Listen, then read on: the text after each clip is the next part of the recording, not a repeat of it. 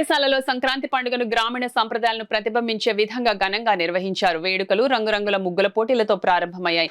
విద్యార్థులు ఉత్సాహంగా పాల్గొని ఆకర్షణీయమైన ముగ్గులతో పాఠశాల ఆవరణను కలకళ్లాడించారు. అనంతరం నిర్వహించిన బొమ్మల కొలువు ప్రత్యేక ఆకర్షణగా నిలిచింది. ఉపాధ్యాయులు విద్యార్థుల సమన్వయంతో పాతకాలపు పల్లెటూరు వాతావరణాన్ని ప్రతిబింబించేలా ఒక పూరి గుడిసెని ఏర్పాటు చేసి దాని చుట్టూ సాంప్రదాయ అలంకరణలు ముగ్గులు రూపొందించారు.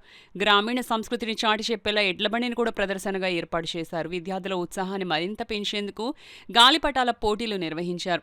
అలాగే పిల్లలు హరిదాస్, సోదమ్మ, గోదాదేవి, అమ్మవారు, లక్ష్మీదేవి, ధనలక్ష్మి, ధాన్యలక్ష్మి, గోపికలు, కృష్ణుడు, రైతు తదితర సాంప్రదాయ వేషధారణలతో పాల్గొని అందరినీ ఆకట్టుకున్నారు.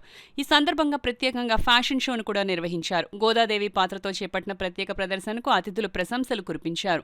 అదేవిధంగా హరికథలు, బుర్రకథలు నిర్వహించగా సోదమ్మ వేషధారణలో ఉన్న విద్యార్థిని సోది చెప్పి ప్రేక్షకులను అలరించింది. సాయంత్రం గోగిమంట వేడుకను ఘనంగా నిర్వహించి దాని చుట్టూ నృత్యాలు, ఆనందోత్సాహాలతో కార్యక్రమాలు ముగిశాయి. ఈ సంక్రాంతి సంబరాలు విద్యార్థులు మన సంస్కృతి సంప్రదాయాల గొప్పతనాన్ని తెలియజేసేలా నిలిచాయని ఉపాధ్యాయులు, తల్లిదండ్రులు అభిప్రాయపడ్డారు.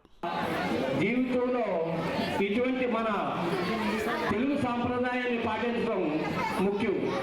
మరి ఈ రోజున ఇక్కడ ఈ స్కూల్లో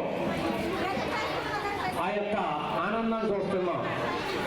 మరి మూర్తి గారు చుట్టుపక్కల ఎన్ని గ్రామాలు ఉన్నా మరి వారి స్కూల్లో ప్రతి పండగని ఒక సంక్రాంతి కాదు, ఆగస్టు 15 కాదు, రిపబ్లిక్ డే, అలా ఏ పండగనైనా సాంప్రదాయ పద్ధతిలో మంచి గ్రాండ్గా సెలబ్రేట్ చేస్తుంటారు.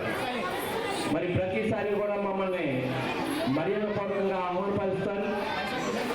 మరి అలాగే కాకుండా ఒక ప్రిన్సిపల్కి ఉండే లక్షణాలన్నీ కూడా మూర్తి గారిలో ఉన్నాయి.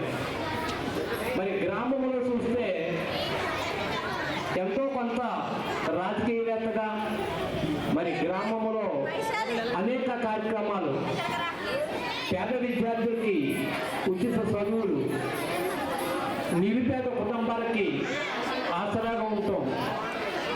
మరి ప్రతి నెల కూడా వృద్ధులకి వారి సొంత డబ్బులు మరి వారికి ఎంతో కొంత చేతులు వాడుతూనే ఉంటాం. మనిషిగా పుట్టినప్పుడు మనం ఏం సాధించామన్నది కాదు, 10 మందికి ఏం చేస్తున్నాం, 10 మందిలో మనం ఎలా ఉంటున్నాం అనే దాని నిదర్శనం. గంగిరెద్దు వాడు అలాగే హరిదాసు వేషధారణలన్నీ సెలబ్రేట్ చేశారు. అలాగే పల్లెటూరు వాతావరణంగా ఒక హట్ట తయారు చేశారండి, గుడిసె, అలాగే బొమ్మల కొనువు, ఇలాగే ఇంత చక్కగా మరి ఏర్పాట్లు చేసి ఉన్నారు. అలాగే ఈరోజు సుమారుగా 30 మంది ముగ్గురు పోటీలు పాల్గొన్నారు. అందులో ఫస్ట్, సెకండ్, థర్డ్ ప్రైజులు ఇవ్వడం జరిగింది. వారందరూ కూడా చాలా హ్యాపీ ఫీల్ అయ్యారు.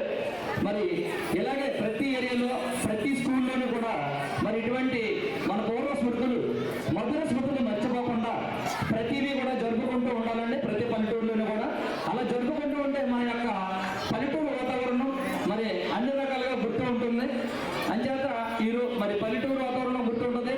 అందరూ కూడా జరుపుకునే పండుగ మన 2 జిల్లాలు, గోదావరి జిల్లాల్లో కూడా ఘనంగా జరుపుకుంటారండి. కోడి పందాలు, మరి కొత్త అల్లుళ్ళు, మరి పిండి వంటలు అన్ని ఘనంగా జరుపుకుంటారు. కాబట్టి మరి మరొకసారి మా విద్యార్థులు ఈరోజు చాలా చక్కగా ఈ ప్రదర్శనలు, గోదాదేవి డాన్సులు అన్ని జరిపించారు. వాళ్ళందరికీ కూడా నా శుభాశీస్సులు తెలియజేస్తాను. మూర్తి స్కూల్ స్టార్ట్ అయ్యి 20 సంవత్సరాలు అయినందుకు నేను యాజమాన్యానికి కంగ్రాట్స్ చెప్తున్నాను. ఇలాగా ఇప్పుడు ఆల్మోస్ట్ చాలా టెక్నాలజీ పరంగానైతే వేరే విషయాల్లో ముందుంటున్నాం, కానీ మన సంస్కృతి, కళలో కొంచెం వెనకబడుతున్నాం. ఆ విషయంలో మళ్ళీ అవన్నీ గుర్తు చేస్తూ సంక్రాంతి సంబరాలు ఇవన్నీ పెట్టి మిమ్మల్ని ఎంకరేజ్ చేయడం చాలా బాగుంది. ఈ సమయంలో మీ అందరినీ చూస్తుంటే చాలా ముచ్చటేస్తుంది. నన్ను పిలిచినందుకు గెస్ట్గా యాజమాన్యానికి థ్యాంక్ యూ చెప్తున్నాను. All the very best. చదువుతో పాటు కళలు కూడా చాలా ముఖ్యం.